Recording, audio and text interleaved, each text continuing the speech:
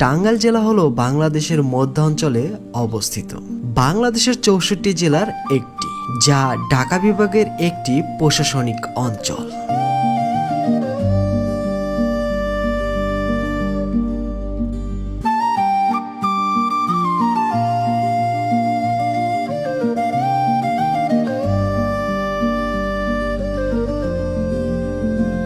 Tangal district is very beautiful place.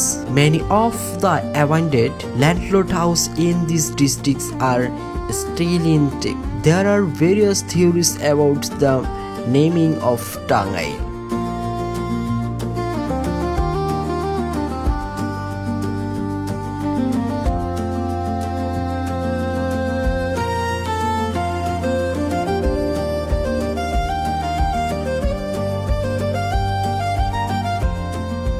টাঙ্গাইলের নামকরণ নিয়ে অনেকের অনেক রকম মতবাদ আছে। 1969 খ্রিস্টাব্দে টাঙ্গাইল মহকুমা থেকে 950 বর্গ কিলোমিটার এবং ময়মনসিংহ সদর মহকুমা থেকে 2439 বর্গ কিলোমিটার জমি নিয়ে বর্তমানে এই টাঙ্গাইল জেলাটি তৈরি করা হয়। উপজেলার সংখ্যা অনুসারে টাঙ্গাইল বাংলাদেশের এ শ্রেণীভুক্ত একটি জেলা।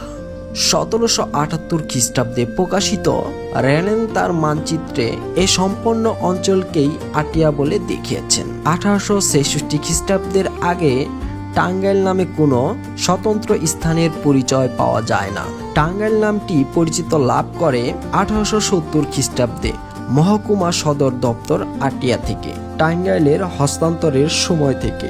টাঙ্গাইলের বিভিন্ন স্থানের নামের সাথে আইল শব্দটি যুক্ত আছে, যেমন বাসাইল, ঘাটাইল, ডুবাইল, নিকরাইল ও রামাইল।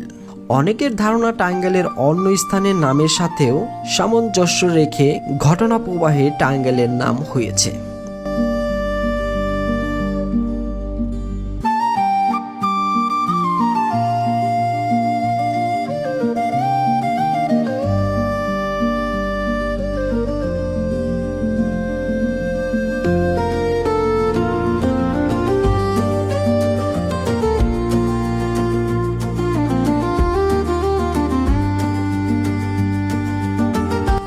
আবার অনেকের ধারণা পার দিগুলিয়া মোড় যায় 1866 খ্রিস্টাব্দে টাঙ্গাইল নামক একটি থানা প্রতিষ্ঠিত হয়েছিল, যা সময়ের সাথে সাথে টাঙ্গাইলে রূপান্তরিত হয়েছে।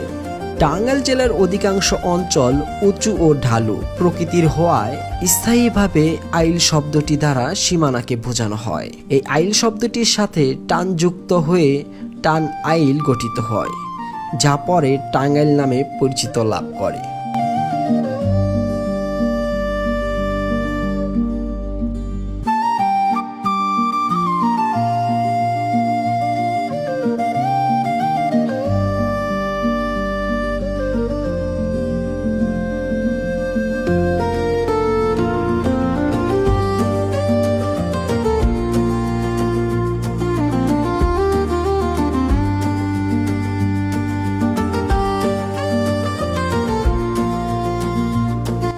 আবার কারো কারো মতে ব্রিটিশ শাসনামলে মোগল প্রশাসন কেন্দ্র যখন আটিয়াতে স্থাপন করা হয় তখন এই অঞ্চল জমজমাট হয়ে ওঠে।